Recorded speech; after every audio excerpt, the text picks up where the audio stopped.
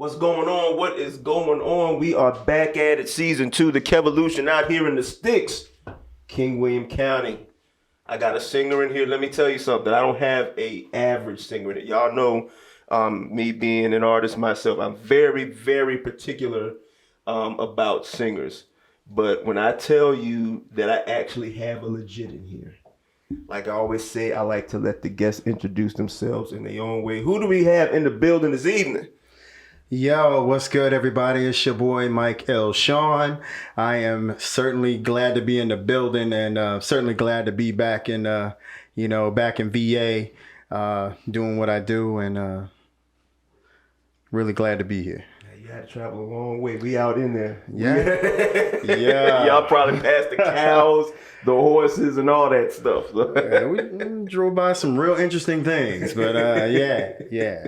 Well, I appreciate you for coming out. I know it was a hike, so it really means a lot that you came out. So I always have to ask this first. What made you get into this game? Because sometimes it's stressful. Sometimes you want to quit it. What made you get started, and why are you still in it?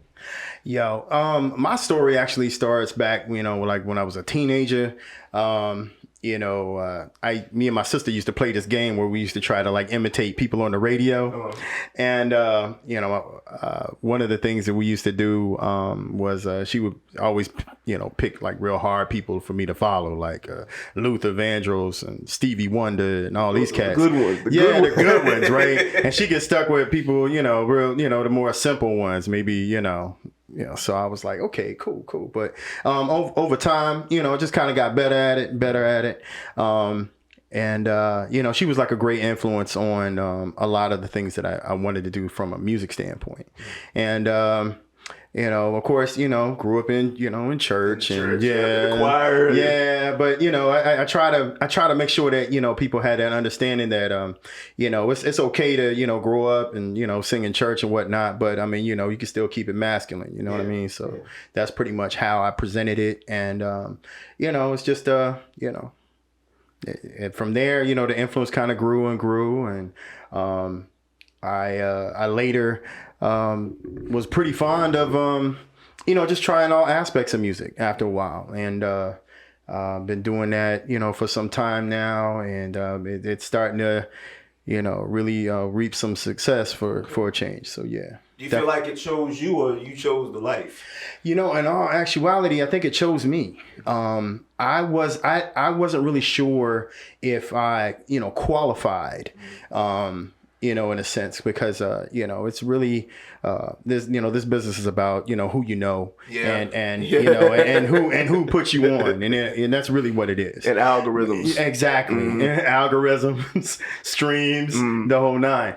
But now it's but you really can't beat, the quality aspect of it. And my thing was that, I wanted to be the kind of artist that, people can appreciate, that they can relate to, and who was, basically presenting, quality material that really made people like stop and think, and then, I became, somewhat of a storyteller writer, and, just tried to like, build my skills from there. And, went to school for, music at a VSU. Shout out to the Trojans. All right. Just really just trying to do big things, in that arena and just, achieve, in any endeavor that I was a part of. Okay. It seems like, especially these days with R&B singers, there's always this idea that you have to conform to what's current as far as the sound. Is there any point in time where you think, because I've heard your stuff, and you have a more mature sound than a lot of these guys now. At any point, was there ever like that time where you felt like in order to get on, you had to kind of flirt in that, that kind of... Well, I mean, you'll notice that even now, with R&B, critics, my critics have referred to me as hip hop and R&B with a neo soul feel and a jazzy flow. Okay. That's new. Yeah. And so, it's a variation of that very same thing. And what's happening really with music now is that it's doing what it's always done. It always kind of transcends itself. And it goes from one one cycle back around to another. At one point we were celebrating, all things influenced by the 70s. Then it was all things influenced by the 80s. Now it's all things influenced by the 90s. So generally there's that 20, 30 year gap in music where, people tend to pull, ideas and influences from those eras and then try to bring them, to the present. Well, now even you're starting to see that, especially with R&B, that it's more of a soulful sound. Lyrical content is more about, the honesty of, the songwriter and what it is they're trying to present. So now you get, you got artists that are out there, like October London and, some of these newer artists, like him, that are really doing it, from a more soulful sound. And, people can appreciate that all over again. So, it's just good to see, that there's, a bit of a transformation that's kind of, reminding people, what it is to sound, what quality music is supposed to sound like, and good music can be, appreciated in that regard. I feel like Bruno Mars kind of did that when he came out. He had a song that he had Finesse sounded like it was a 90s vibe. Then he had songs that kind of sound 80ish, like 24 Karat Magic. Then Soul Sonic kind of has the 70s kind of vibe to it. So it's good to see, and it's crazy because I grew up with a lot of the 90s stuff. So, being a producer, it's weird seeing how we always used to sample from those 80s, 70s era. And now everything is being sampled, like you said, from kind of like that 90s feel. Do you feel like they're doing it correctly? Absolutely. Because it was funny that you brought up Bruno Mars, because he was said, it was said that when he approached songwriting, that he thought about the idea of like, okay, if I'm writing a song and I got to present it, I'm going out on tour and I got to do the song like about 60, 70, 80 times, then, I want to write material that I'm going to be, excited about, all the time. And, I think that that's a wonderful concept to go about, presenting, especially this new era in R&B, where, we get a chance to, really kind of share a real sense of honesty in the music. And it's just, it's a wonderful time now. I'm hoping to, obviously be a part of that as well. But, I think that, it's an exciting time in music, as far as from a creative standpoint. And, it's a thing of just real beauty. I mean, when you sit back and you, as musicians, as producers and singers and songwriters, we can all just kind of sit back and really just kind of enjoy what it is that everybody's presenting, to that. Yeah. Is there some things that you've seen that you wish that they wouldn't do, like as far as the genre? Well, honestly, I wish that, people would make it a point to always work on your craft.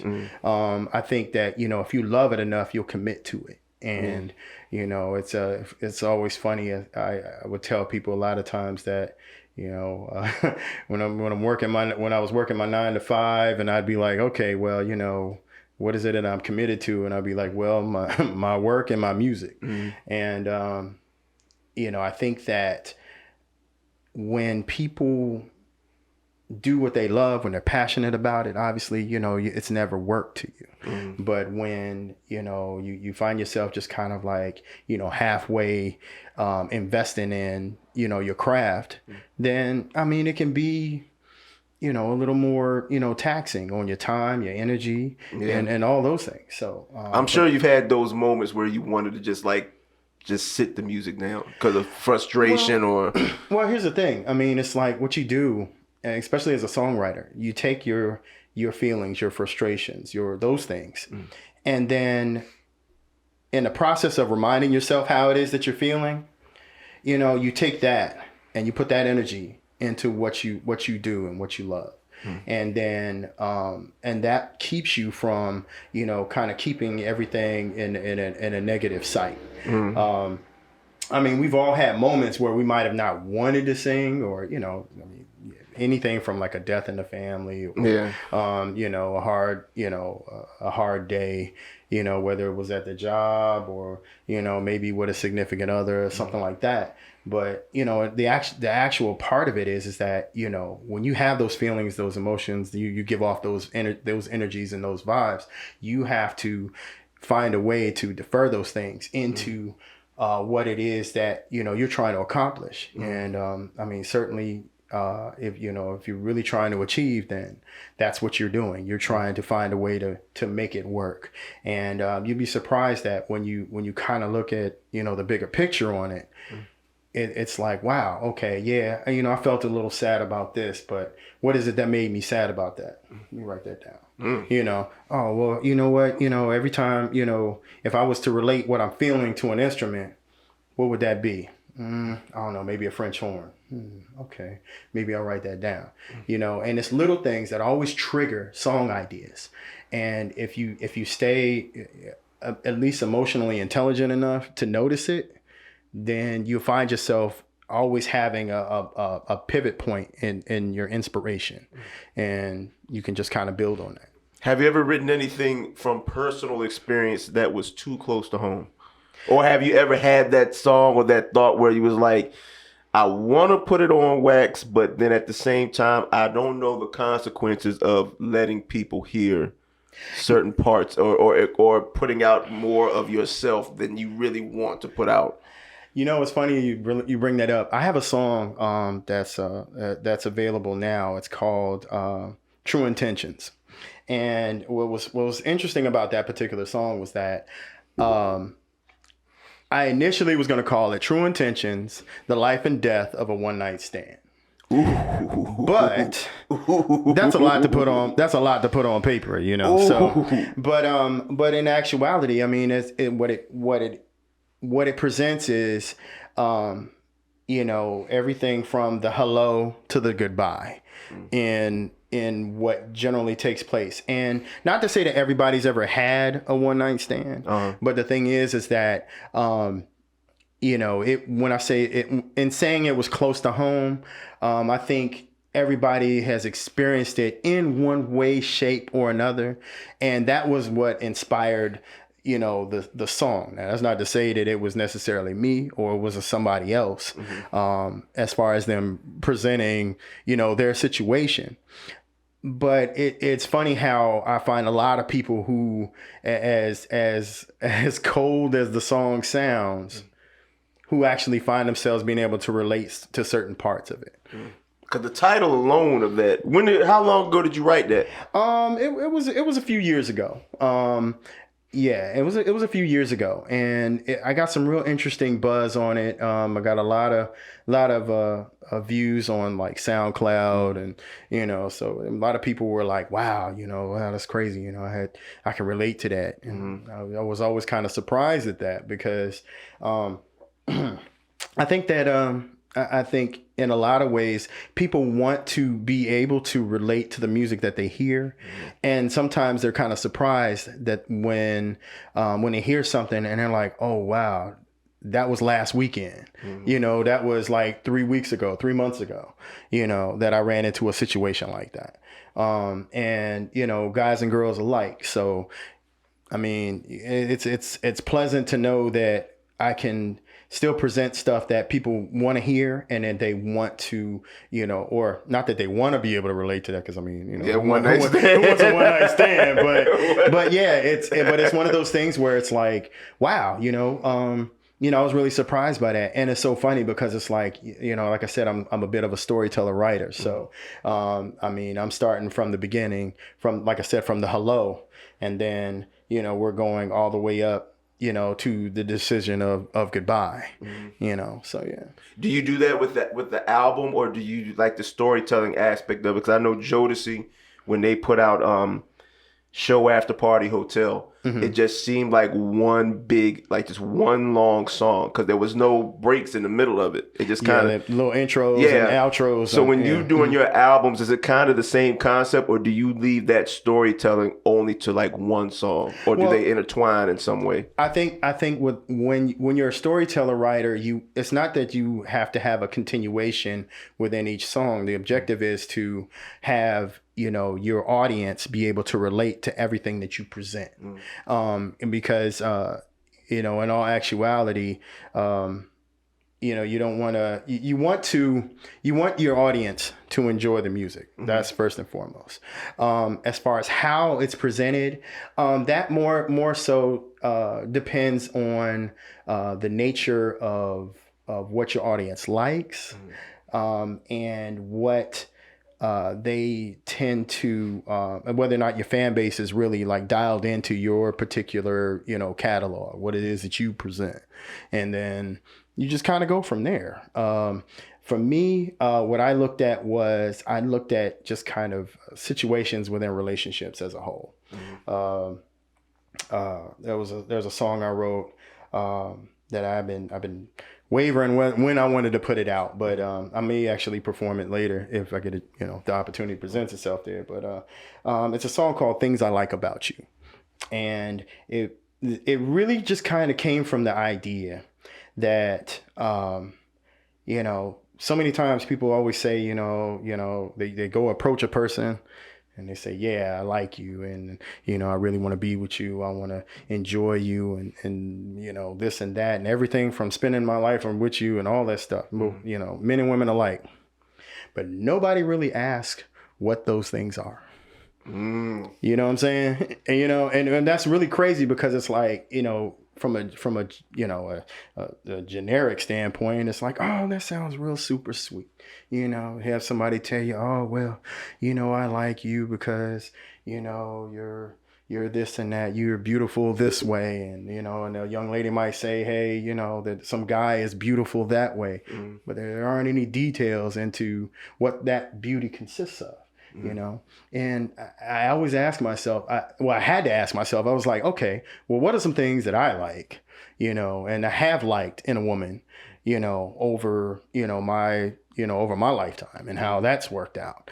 And, I've gotten some real good buzz about it. I always perform it whenever I have a show somewhere. So, just to kind of get a feel. And for the most part, people tend to enjoy it. When you're writing these songs, do you have to write these songs with the music?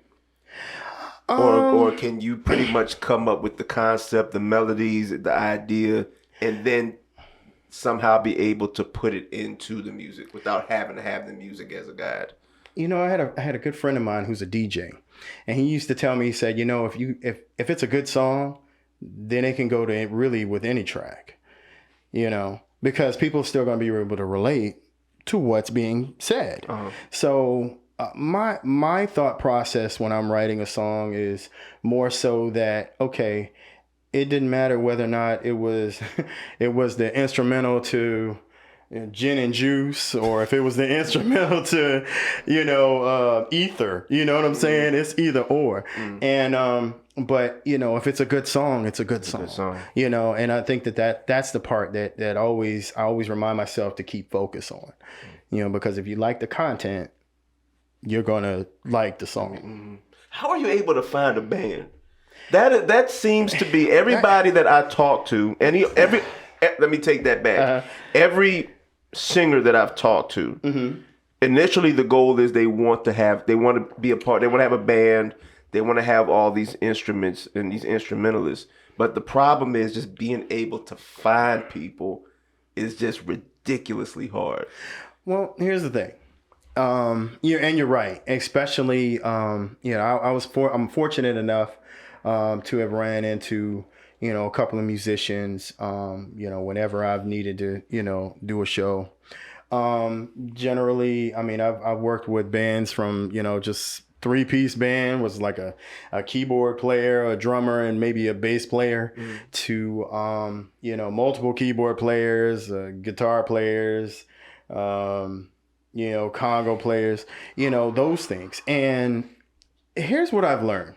I mean, a live band is a different energy, because there's the ability to be creative, to be able to be more interactive with your audience.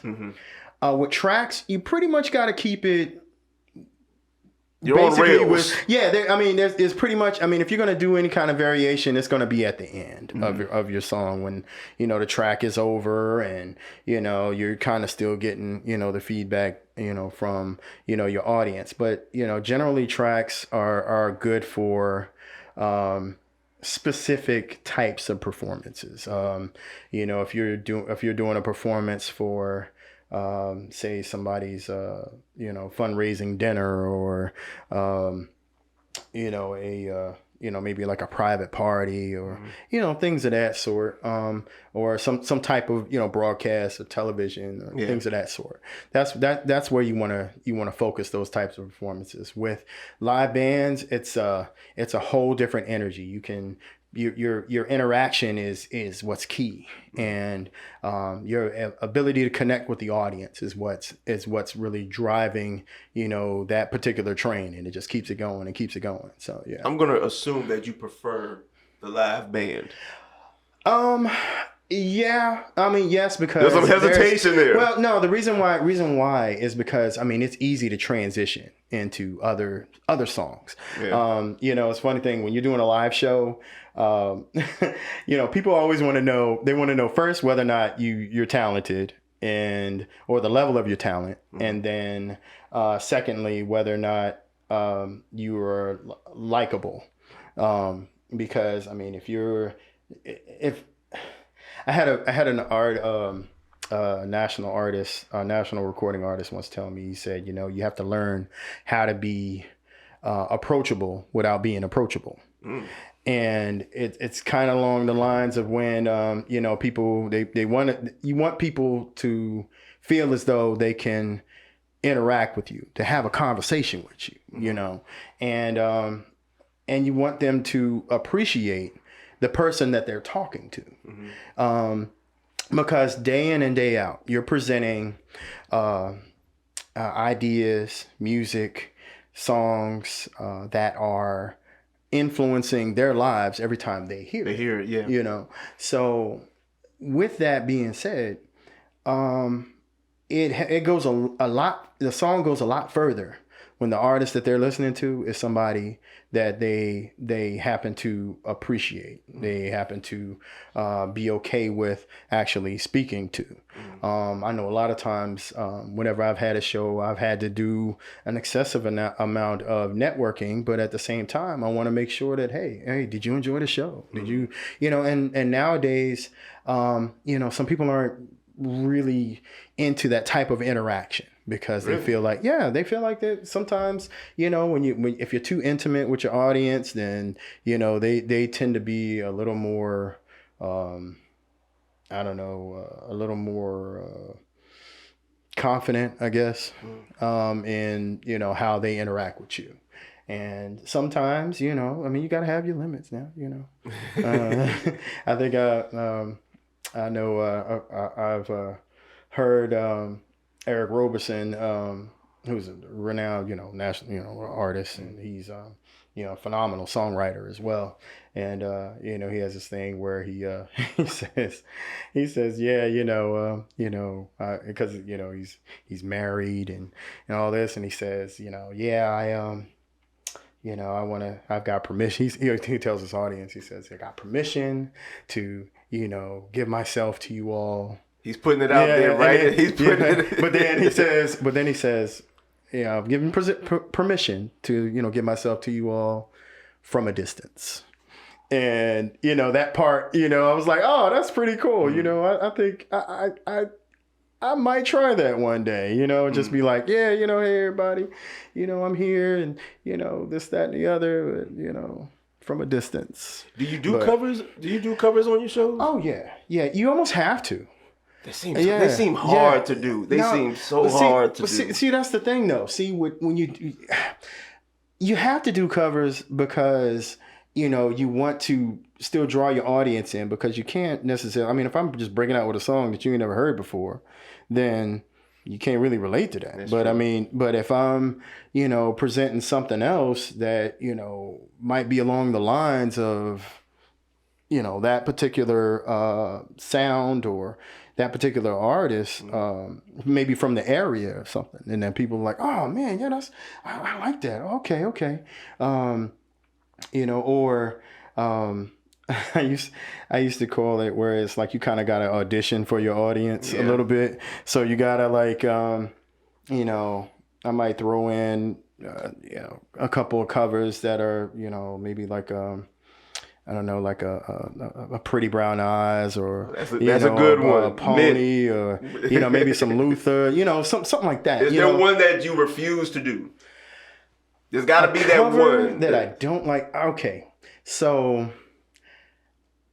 I really believe in respecting certain artists as far as who they are. It's like if you're doing a cover song and you're doing like, say, like certain Stevie Wonder songs, it's like, for me, it's just like, okay, he's iconic. I mean, I don't really want to touch too much, because then I feel like in order for it to make the song a Michael song, presentation, what you don't want to be is a cover singer who, in a sense, kind of is more like a karaoke singer. See, that's why I always thought that was hard, because when you're doing covers, the first thing at least for me anyway, the first thing that pops in my head is to try to sound as close to that guy as possible. Yeah, and see, and the problem is that some artists, they lose who they are as an artist in an effort to try to pull off a song that might be popular, or a song that's within someone's realm of or range, as far as presentation. I know for me, like I remember, I think it was suggested to me one time about a Stevie Wonder song called I think it's As. I don't know that one. Which album was that on? No, well, it was remade on the Best Man. What was it? Best Man Wedding, I think it was, or Best Man Holiday, where I think it was redone by Marsha Ambrose and Anthony Hamilton. Okay. And they did that on that particular soundtrack. Did they do it justice? Oh yeah, okay. But they made it theirs. I mean, they slowed it down and made it like a ballad during, I think it was like the funeral scene or something, and I mean, and it was incredible. Genius idea, and a lot of times some artists will do that. They might take a song and just slow it down and make it more personable. And it was really cool to actually see that. Now, matter of fact, something that's trending right now a lot on the internet is that Hey Ya has been done by a couple of artists now, and they've been slowing it down. They slow it down, and then it's like when you really break it down, it's like, wow, man, okay. When you hear the lyrical content, you understand really why that song is so great. And then it's like, giving it to, a vocalist and say, all right, well, here, do something with it. I think that's a great idea, and it happens, and it's happening a lot now, where people are just taking the simplest things, rap songs, and just going back and sing the lyrics, what's his name? Rob Wave. He does that a lot, a whole lot. But who has since we're on the topic of these remakes, have you heard a remake where you just said immediately, no, this should not have been done? Doesn't have to be anything recent, just from at any, time period of music. Have you ever heard that remake and just said there was no reason why this remake should have been done in the first place? I mean, it's interesting. I mean, there's always a reason, but it might have not necessarily been something that I would have did personally. I know back in I think that I think there was this one time I think I heard a song that was like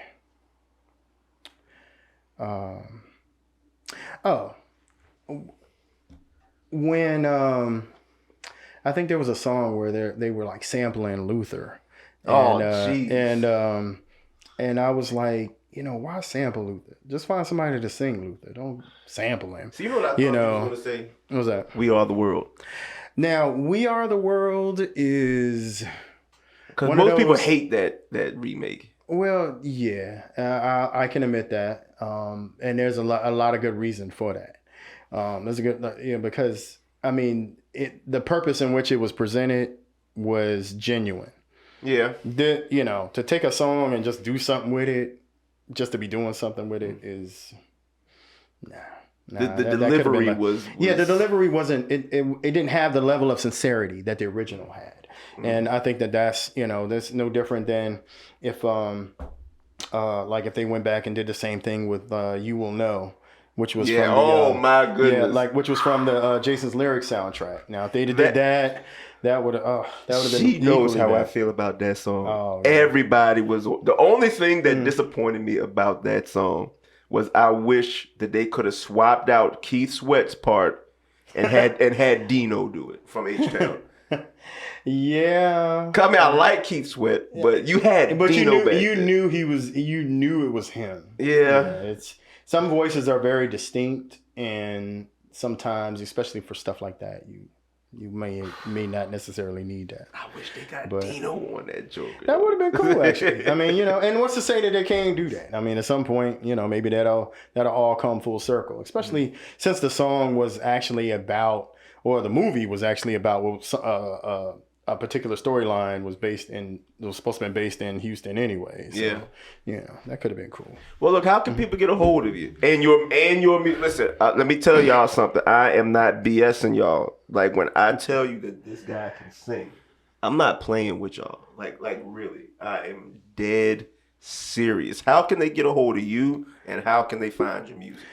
Well, I'm gonna be performing quite a bit this summer. So if you're trying to follow along to where I'm going to be and who I'm going to be with, you can follow me on Instagram. Certainly follow me on Spotify because I'm going to be dropping some stuff this summer. I'm going to put them links on the screen. You'll see them links on the bottom of the screen. But Instagram is, MIC_L_SHAWN. Also, I mean, feel free to Google me, Mike L. Shawn, MIC. Middle initial L, SHAWN. Also, you can find me there. You can find me on Instagram. You can find me on Facebook. You can find me on TikTok. You're all over the place. Yeah. I'm constantly, putting out videos. Definitely catch some of my performances at a number of different places. Got a chance to perform a number of different spots. It's from Baltimore to Atlanta. So, I mean, Chicago to, making moves. Making moves. What are you performing tonight? Tonight, I think I'm going to present, a song called Game Lover Lies. It's available on every social media platform, Spotify, Apple, iTunes, was it Google Play, all of that. Yeah. So, it's a game called Game Lover Lies, written by yours truly, and it just introduces a concept of when you're minding your own business and you run into somebody just out the blue and you're just trying to figure out, is this going to be a game of love or a game of lies? Ooh. Yeah. Ooh. We about to get it in with that. When y'all stay tuned, it's the Kevolution. Y'all hang out. No doubt. Cause we about to go live. Y'all hang out for a minute.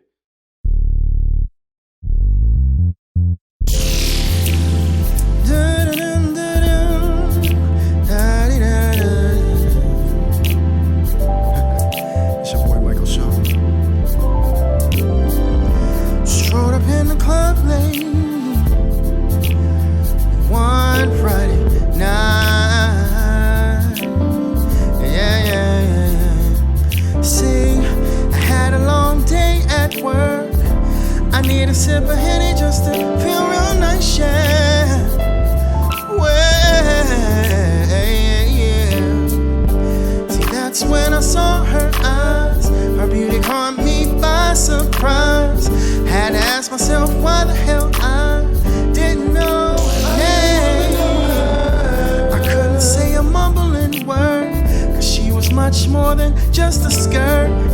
And still there's a question that always remains. Is this a game of love or lies? I wish somebody out there would tell me. Is this a game of love or lies? 'Cause I never seen a girl so fly. Now I'm tripping, the DJ is spinning. Baby girl got my mind straight tripping. She's the baddest chick in the club. Still I had to still wonder, does she want real love? Her sex appeal got me on cloud nine. She feel my swag and that's about that time. But before I let her in my life, I gotta know that it's right. Now she got me fiending and watching. Bartender, can I get another shot then?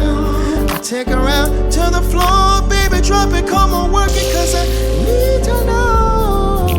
Is this the game of love or lies? I wish somebody out there would tell me. Is this the game of love? Is it a game? Is it a game or lies? Because I never seen a girl so fly.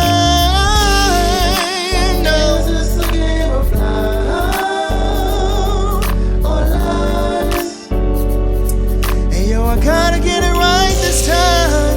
See, I played that game one time before. I seen love walk right in and right out the door. Now can you feel me? I can be my brother. Can you feel me? I can be my brother. See, I don't wanna be no waste of time, but I need me a woman I can call on mine. Can you feel me? Can you feel me? Bounce to this. Ladies, won't you wiggle your hips? Come on, bounce to this. Fellas, nod your head like this. Bounce to this. Ladies, won't you wiggle your hips? Dum dum.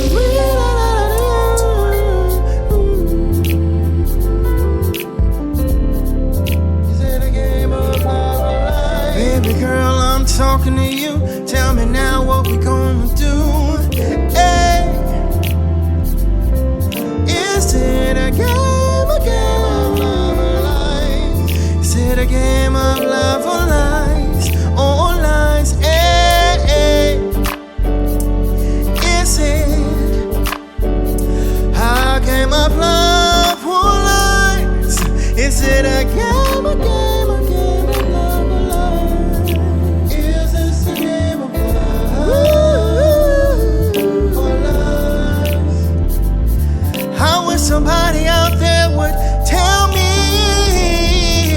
Is this a game of love? Is it a game? Is it a game or lies? Because I never seen a girl so fly.